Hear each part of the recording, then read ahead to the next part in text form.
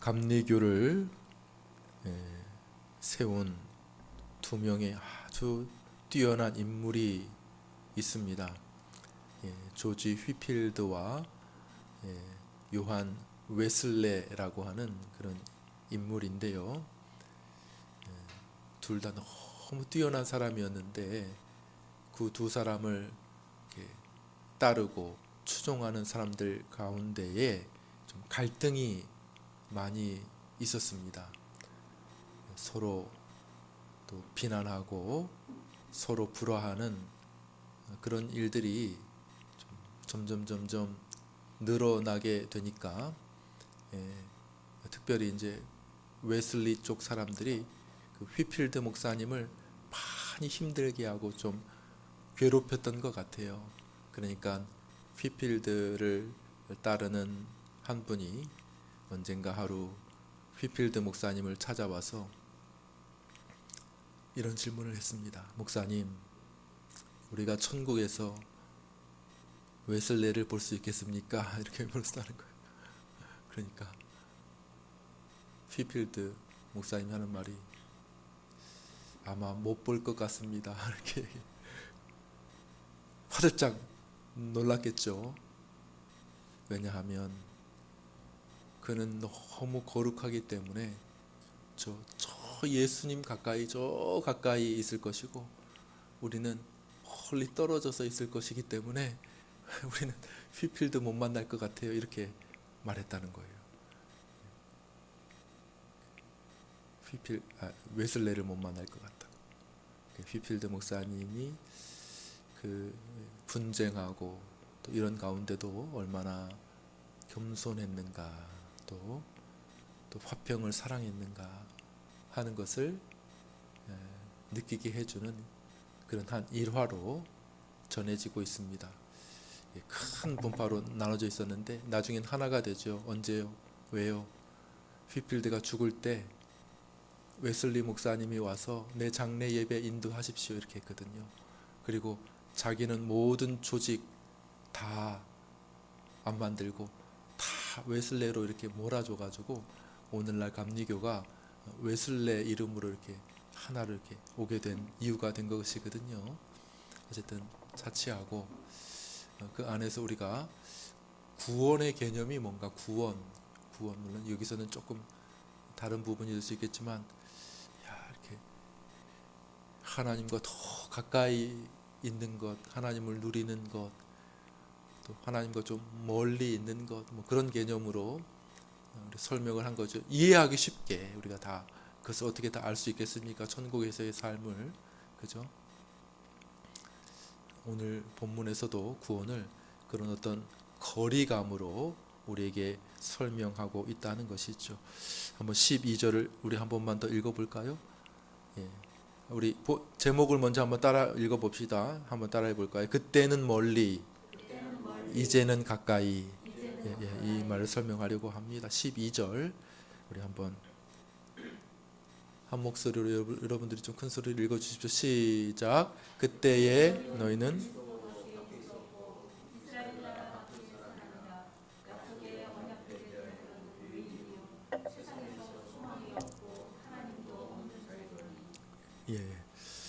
그때는 너희는 그리스도 밖에 있었다. 구원을 설명하는 말이 뭐 여러 가지가 있을 거예요. 구원 받았느냐, 당신은 구원 받았습니까? 이렇게 말할 때에 뭐 많은 다양한 말로 이 구원에 대해서 설명할 수 있지 않겠습니까?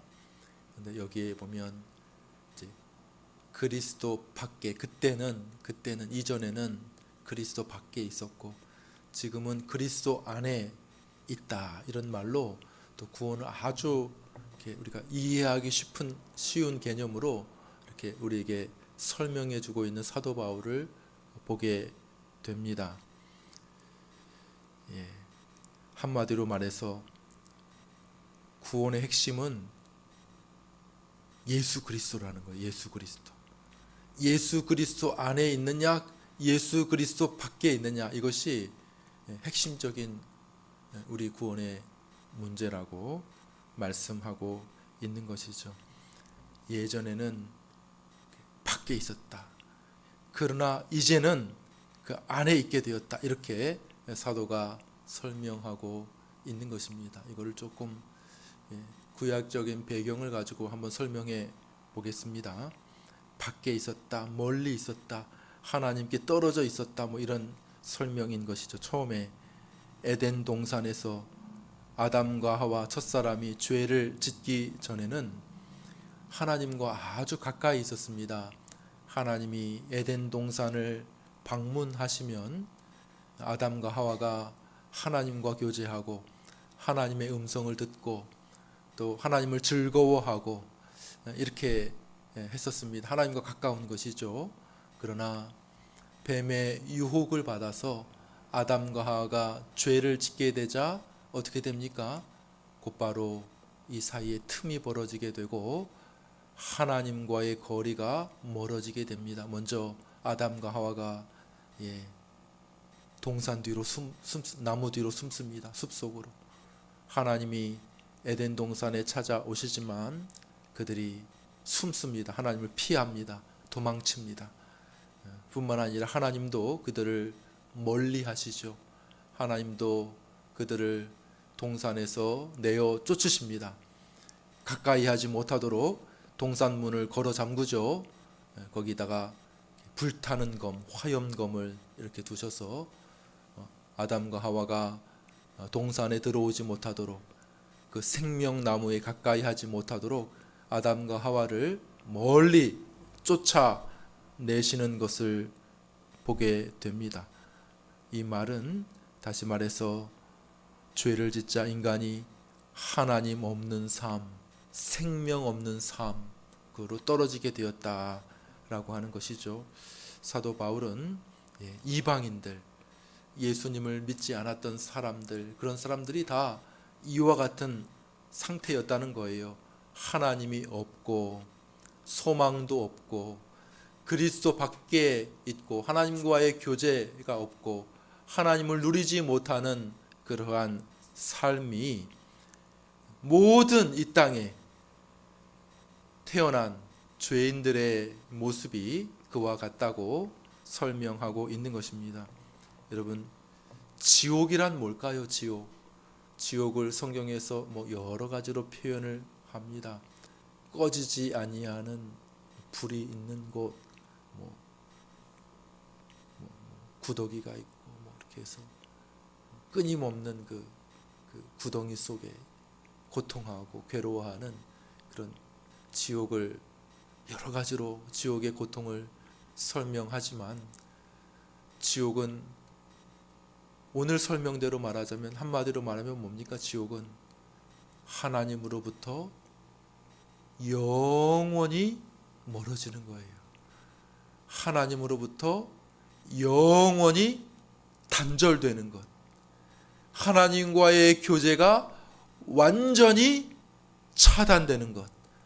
하나님의 은혜가 전혀 없는 상태. 그것이 바로 지옥이라고 우리가 이해할 수 있을 것입니다. 이 땅에 있는 것은요, 아직은 기회가 있어요. 아직은 이 땅에 살아있다는 것은. 아직 예수님을 믿지 않더라도 복음을 접할 수 있고 다시금 그 지위가 회복될 수 있고 다시금 하나님께로 가까이 나올 수 있는 그런 기회가 이 땅에 있다는 거예요. 이 땅에 살아있다는 것은. 그러나 그가 죽어 지옥에 간다는 것은 뭡니까? 이제는 기회가 없다는 거예요. 천주교는 죽어도 기회가 있는 것처럼 이야기를 하죠. 우리가 여기서 막 기도하면 이렇게 막 연옥에 있던 사람들이 막 올라간다고 이야기를 하지만은 우리는 그렇게 믿지 않습니다. 우리 기독교는 죽은 사람을 위해 기도하지 않아요. 죽은 사람의 운명은 이미 끝났어요. 이미 살아 있을 때 기회가 있는 것이지 죽은 이후에는 운명이 이미 결정이 된 것입니다. 그런 의미에서 이 땅의 삶이 중요한 거예요. 그런 의미에서 지금이 중요한 것입니다. 지금이. 그런 의미에서, 그죠? 아직까지 그리스도 밖에 있던 사람들이라 할지라도 그가 예수님을 믿어 하나님께로 나올 수 있는 기회가 아직까지는 있는 거예요. 지금 이제 시한부 이제 암이야, 암. 사기 말기. 이제 숨을 할딱할딱거리고 이제 죽을 날이 얼마 남지 않은 사람이라 할지라도 그래도 그 사람에게는 아직 기회가 있는 거예요. 있죠? 하나님께로 나올 수 있는, 그가 이 땅에 숨이 붙어 살고 있는 한 그에게 아직까지 기회가 있다는 거예요. 제가 임종을 바로 앞둔 사람에게 설교한 적이 있어요. 그 한 사람만 놓고 설교한 적이 있습니다. 어떤 마음을 가졌느냐? 이게 마지막 기회일 수 있는데, 이게 마지막 기회, 그죠? 이게 마지막 기회일 수 있어요. 한 권사님이 저를 초대한 거예요. 목사님, 제 남편을 위해, 남편이 이제 얼마 남지 않은 거예요. 남편이 일평생 저를 괴롭혔습니다. 신앙생활 하는데 일평생 저를 구박했어요. 그렇지만 그래도 저 영혼이 구원 얻도록 한번 와서 복음을 전해주시면 어떻겠습니까? 그 남편도 허락했다는 거예요. 그 남편도 허락했대요. 그래가지고 가서 제가 십자가에 달린 두 명의 강도에 대해서 제가 설교하고, 그 마지막 순간, 이미 죽었어. 이미 죽은 거야. 이제 몇 시간 후면 죽지. 십자가에 달려 있잖아. 이미 그 몇 시간 못 버텨. 이제 죽는 거지. 그러나 그 순간 한 사람이 구원받지 않습니까? 예, 그 사람에 대해서 제가 설교를 한 적이 있습니다. 이 땅을 숨을 쉬고 살아 있다는 것은 아직은 기회가 남아 있다는 의미가 되는 것이죠. 지옥은 이제 끝난 것입니다. 기회가 없어요. 지옥은 이제 하나님께로 가까이 나올 수 있는 길이 닫혀지게 된 거예요. 지옥은 영원히 완벽하게 하나님의 교제로부터 배제된 상태에 있는 사람이 바로 지옥에 있는 사람들이라고 말할 수 있는 것이죠. 자, 우리는 이전에는 다 그와 같은 사람들이었는데 이제는 가까워졌다는 거예요. 예수님 믿는 사람들, 그리스도인들은 누구인가 설명하는 거예요. 그리스도인들은 누구인가 설명하는 것입니다. 우리 13절 한번 읽어보겠습니다. 13절을 한번 더 읽겠습니다. 한번 읽습니다. 13절 시작. 이제는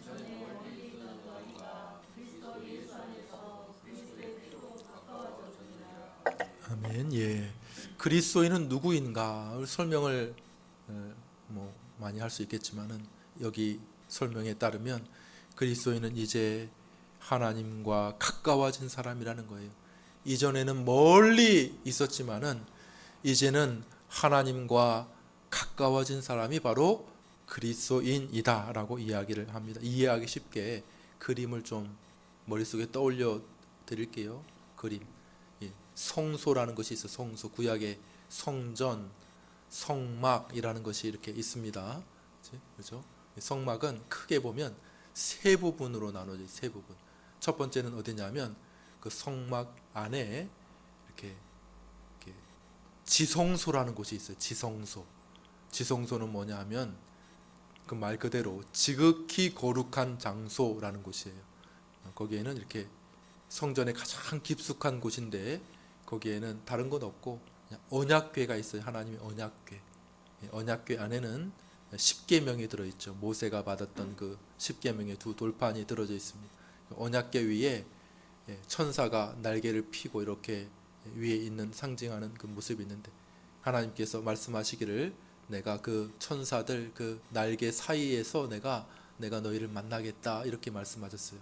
그래서 거기를 그 언약궤를 우리는 하나님의 임재의 상징으로 이야기하는 것이죠.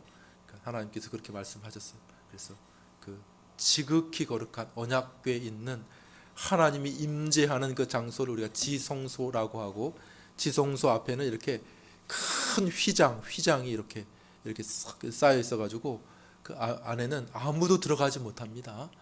딱 한 명, 대제사장만이 들어갑니다. 대제사장도 1년에 딱 한 번씩만 들어, 한 번씩, 1년에 한 번.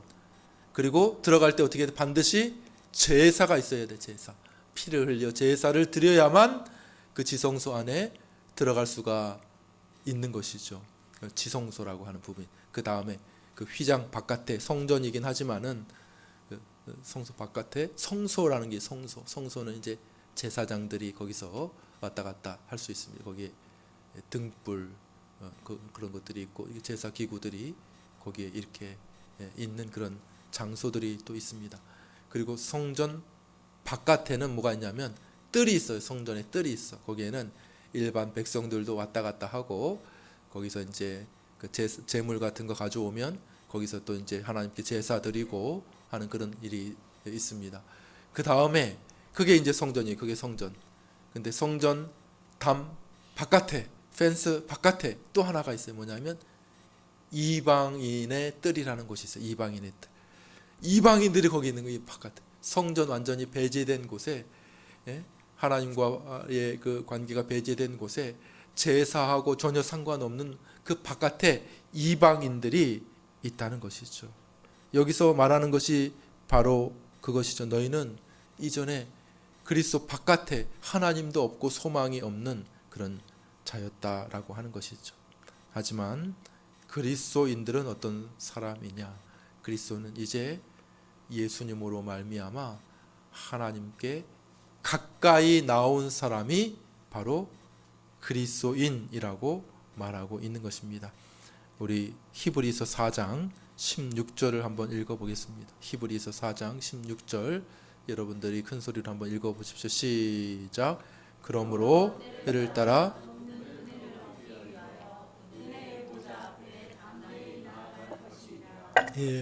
이전에는 이 하나님께 가까이 나아갈 수 없었던 자들이 그리스도인이 되었다는 것은 뭐냐 하면 이제는 하나님께 가까이 나아가는 사람이 되었다는 것이죠.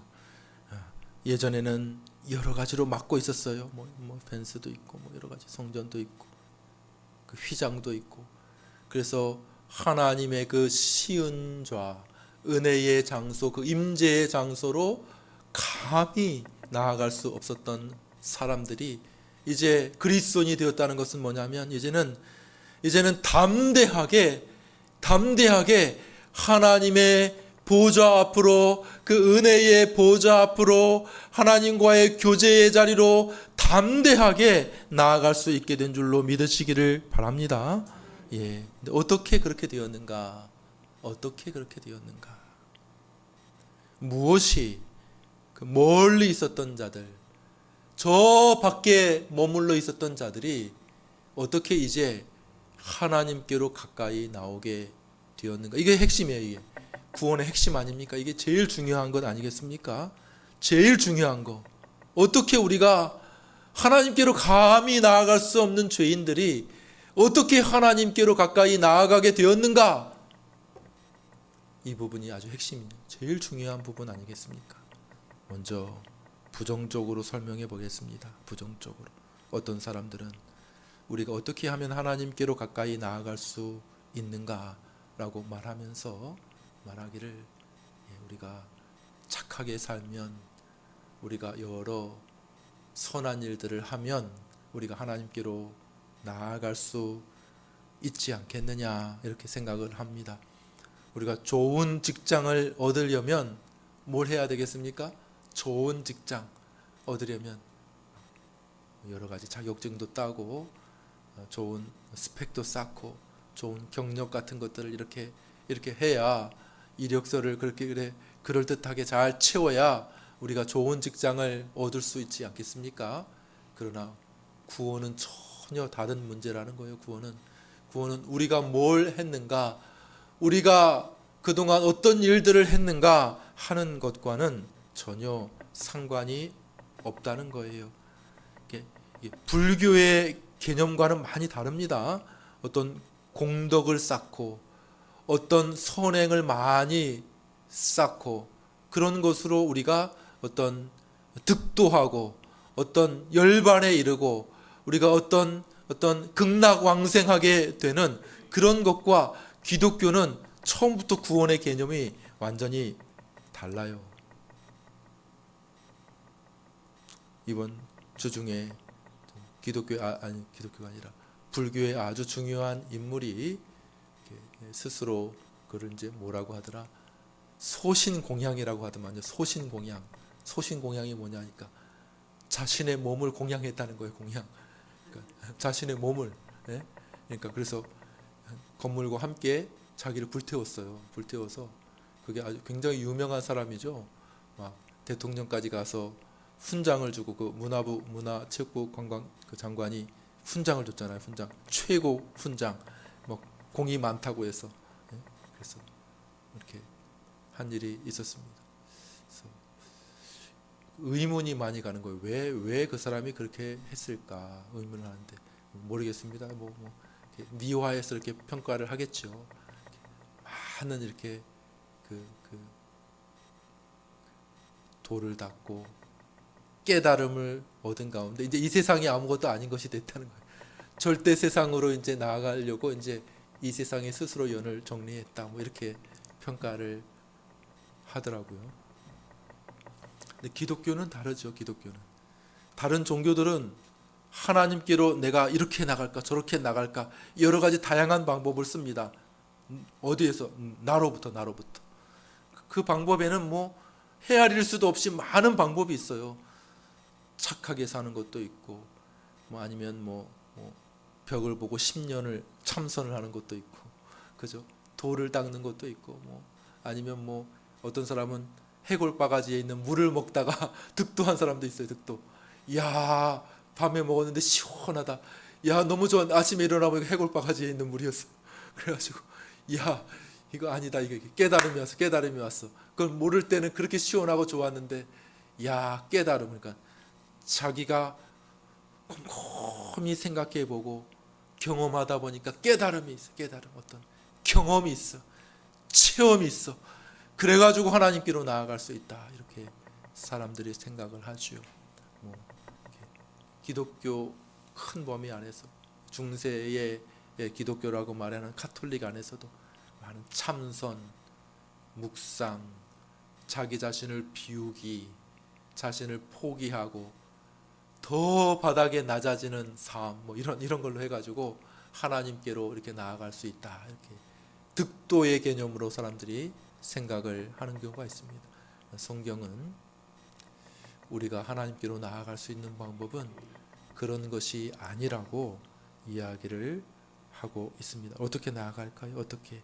다시 한번 우리 13절 읽어보겠습니다. 13절 어떻게 나아갔다고 말하고 있는가? 사도의 말을 통해 우리가 배우는 거죠.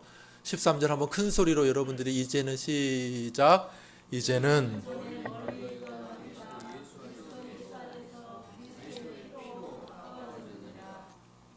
여기 보니까 뭘로 가까워졌다고요? 그리스 한번 따라요. 그리스도의 피로 가까워졌느니라. 우리가 멀리 있었는데 이제 하나님께로 가까이 나아갈 수 있게 되었다는 것은 오직 하나. 사람들이 생각하는 여러 다른 것들 연말 연시니까 뭐 기부하는 거 좋습니다. 여기도 벌써 여기 암사역에도 딸랑 이렇게 그죠? 구세군이 이렇게 기부하죠. 기부 어려운 사람들 추위에 떨고 있는 사람들을 도와주십시오. 참 마음이 훈훈하고 도와줄 수 있죠. 그러나 어떤 선행을 통해서 선행을 많이 하는 것을 통해서 우리가 하나님께로 가까이 나아가는 것이 아니라고 성경은 이야기합니다. 뭘로 나아갈까? 뭘로? 바로 오직 한 가지 방법. 따라해 봅시다. 예수의 피로 가까워졌느니라. 그것이라는 거예요. 예수의 피로 가까워졌다. 우리 한 구절만 더 읽어보겠습니다. 무슨 말인가 이게? 여기만 그렇게 생긴 거 아닌가? 아니죠. 히브리서 10장 19절입니다. 히브리서 10장 19절 한번 같이 한번 읽습니다. 시작. 그러므로 형제들아 성소에 들어갈 담력을 얻었나니 그 길은 우리를 위하여 휘장 가운데로 열어놓은 새롭고 산 길이요 휘장은 곧 저의 육체니라. 아멘. 히브리서는 특별히 구약적인 배경을 많이 가지고 있어요. 우리가 아까 설명했죠. 우리가 하나님께로 나아갈 수 없었다는 것입니다. 그런데 예수의 피로 우리가 성소에 들어갈 담력을 얻게 되었다는 거예요. 예수의 피로 우리가 하나님께로 나아갈 수 있게 되었다는 것이죠. 그전에는 펜스로 가려져 있고 그전에는 휘장으로 막혀져 있었는데 그 휘장은 저의 육체래요. 그 휘장이 예수님 돌아가실 때, 십자가에 의해서 돌아가실 때 그 휘장이 위에서 아래로 쫙 찢어지게 되었어요. 그게 상징하는 의미가 뭡니까? 예수님이 자신의 육체를 찢어서 그동안 우리를 막고 있었던, 하나님께로 나아가지 못하게 막고 있었던 그 천이, 그 두꺼운 휘장이 이제 찢어지게 되었고, 우리가 예수 그리스도의 그 찢어진 육신을 통해 하나님께로 나아갈 수 있게 되었다. 그것을 우리에게 말해주고 있는 것이죠. 그의 피로 우리가 가까워졌다는 말은 바로 그런 것입니다. 그의 피라는 말이 뭐냐? 다른 것이 아니라 그의 죽음을 의미하는 것이죠. 죽음. 그의 피라는 것은 그죠. 육체가 찢어졌습니다. 육체가. 그래서 피가 쏟아지게 되는 것 아니겠습니까? 피라고 하는 것은 다른 말로 말하면 뭡니까? 생명. 생명의 핵심이 피잖아요. 피. 그죠? 생명의 핵심이 피 아닙니까? 그런 것처럼 그의 피로 말미암는다는 것은 그의 생명이라는 말이에요. 그의 피로 말미암는다는 것은 그의 죽으심을 뜻하는 그런 의미가 있는 것입니다. 다른 말로 뭡니까? 복음을 말하는 것이죠. 뭡니까? 우리가 어떻게 하나님으로부터 멀어졌습니까? 우리가 어떻게 하나님과의 관계가 단절되었습니까? 죄 때문이라는 거예요. 죄가 우리로 하여금 하나님과의 그 즐거운 교제로부터 우리를 멀어지게 하고 하나님의 그 면전에서 쫓겨나게 한 그 원인이 되었는데, 이 문제를 어떻게 해결할 것인가? 그 문제가 우리 구원의 핵심적인 문제라는 것입니다. 어떻게 해요? 하나님의 아들이 우리를 대신하여 우리의 죄값을 대신 치러 주신 것이죠. 자신의 피를 흘려 우리의 죄값을, 우리가 당해야 할 형벌을 대신 받으셨. 예수님의 죽음은 잊지 말아야 할 것이 두 가지 큰 의미가 있습니다. 한번 따라해 볼까요? 대속의 죽음. 대속의 죽음이라는 것은 뭐냐면 대신 속한다. 대신.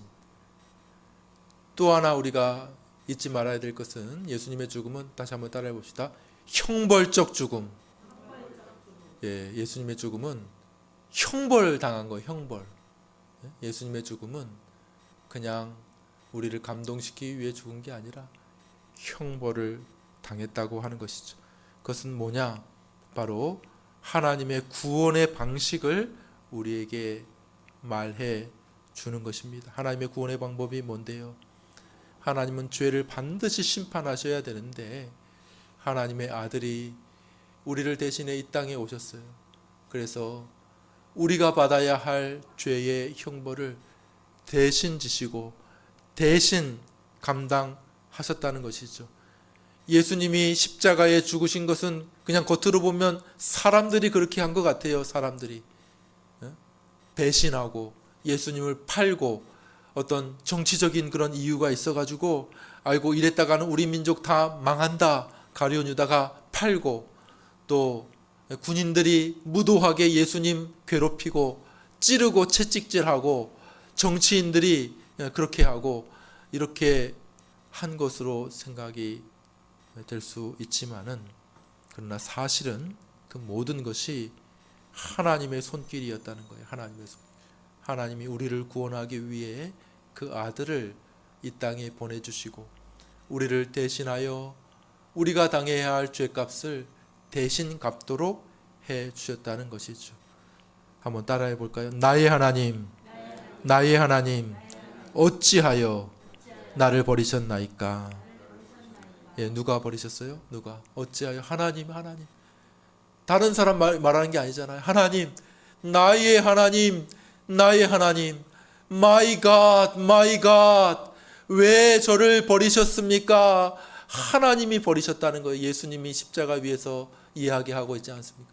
하나님, 나의 하나님 어찌하여 나를 버리셨나. 그것이 우리를 구원하시는 하나님의 구원의 방식이기 때문에 그렇다는 것이에요.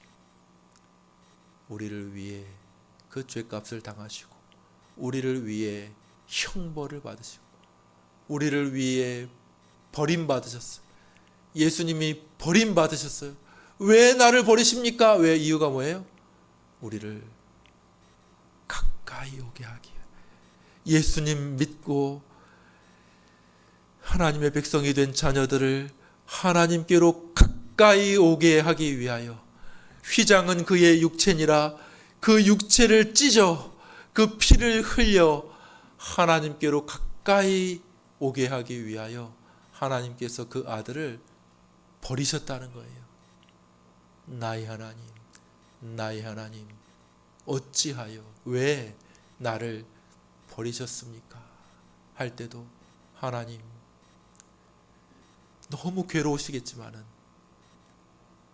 침묵하시고 암흑으로 덮으시고 아들을 지옥의 그 고통스러운 끔찍스러운 형벌 가운데 버려두신 이유는 저와 여러분, 우리를 그리스도 밖에서, 하나님 밖에 있던 자들을 하나님께로 가까이 이끌기 위하신 줄 믿으시기를 바랍니다. 네, 그런 것이죠. 말씀을 맺습니다. 기독교란 무엇인가? 구원이란 무엇인가? 뭐 기본적이고 아주 단순하고 핵심적이죠. 그리스도인이란 누구인가? 이렇게 물어볼 수도 있겠죠. 그것은 한마디로 말해 오늘 본문에 의하면 구원은 하나님께 가까이 나아가는 것이다 라고 우리가 정의해 볼 수 있을 것입니다. 전에는 멀리 있었던 사람, 하나님과 교제가 없이 하나님과 배척된 멀리 있었던 사람들이 이제 하나님께로 가까이 나온 사람이 되는 것, 그것이 바로 구원이고 기독교인이 되는 삶입니다. 그런 의미에서 기독교인이라는 것은 정말 놀라운 것이에요.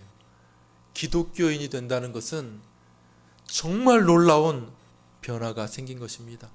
예전에는 멀리 있었는데 이제 예수님 믿고 하나님께로 가까이 나올 수 있게 되었다는 것은 정말 너무나도 놀라운 것이죠.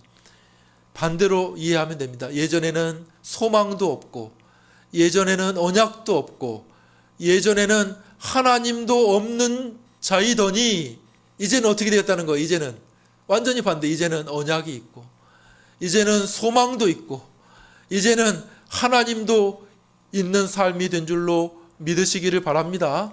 예, 그리스도인들이 그냥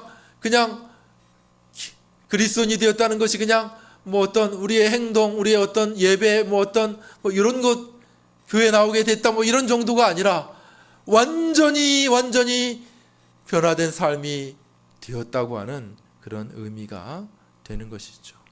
그러므로 내가 기독교인이 되었다, 내가 구원받았다, 내가 예수님 믿게 되었다라고 하는 것은 정말 놀라운 변화를 겪게 되었다는 사실을 우리가 잊지 말아야 할 것입니다.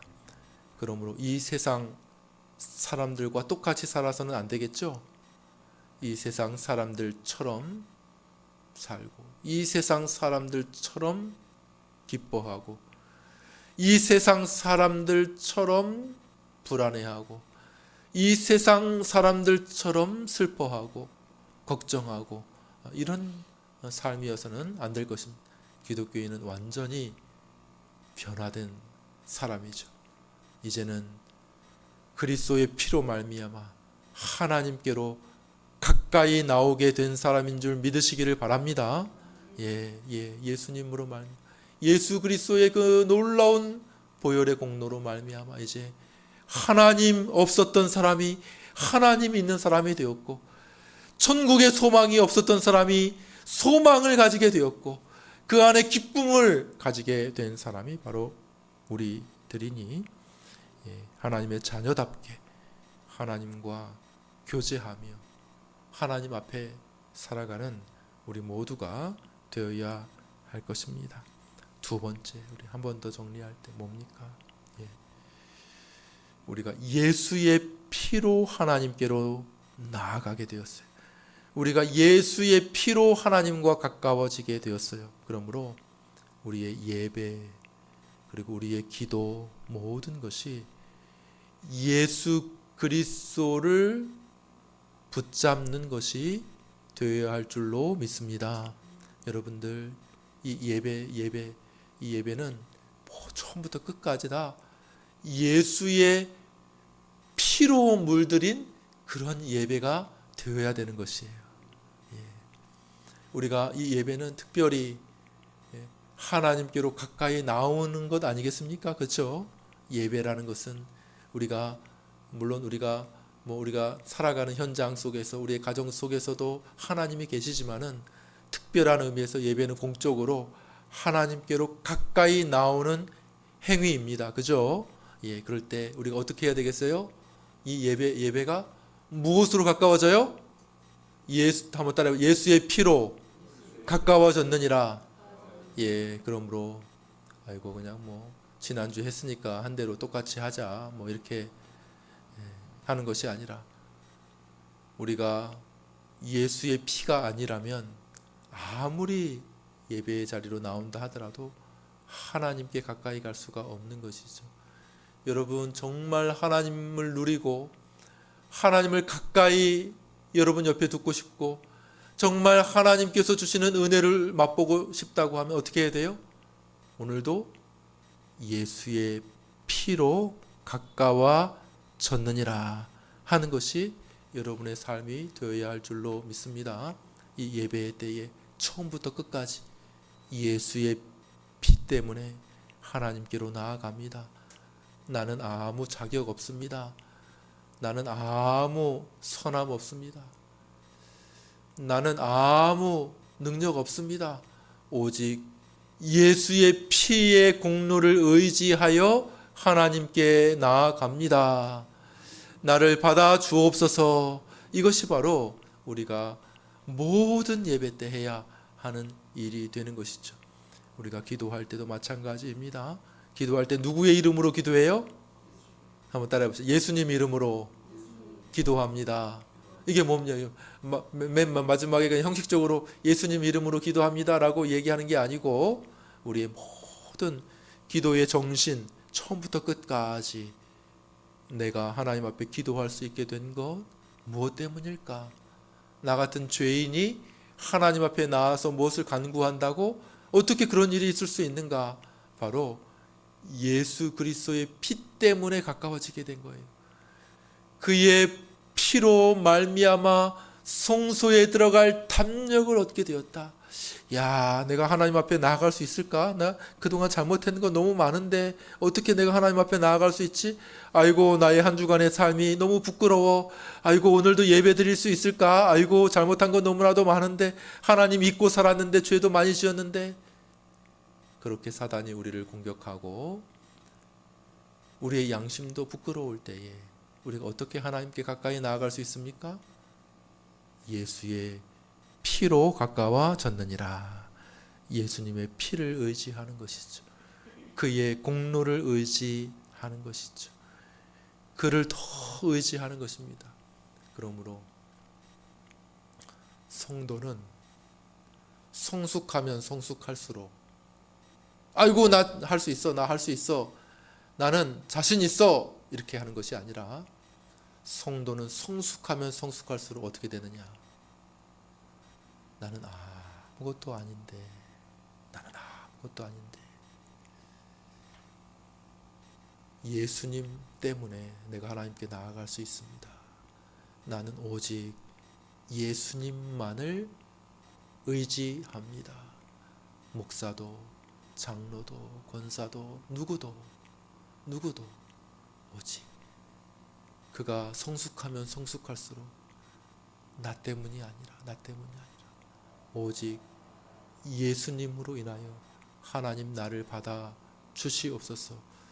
그의 흘리신 그 보혈의 공로, 그 무한하신 그 보혈, 하나님의 아들의 그 영원한 그 가치 있는 그 보혈의 힘, 그것 때문에 나를 받아 주옵소서. 나는 부끄럽습니다. 나는 아무것도 아닙니다. 그러나 예수님 이름으로 기도합니다. 예수님 이름으로 예배합니다. 예수님의 피 흘리심 그것 때문에 내가 하나님 앞에 나아옵니다. 이렇게 말하는 것이야말로 참된 기독교인, 참된 성도의 모습이 되는 줄로 믿습니다. 우리 찬송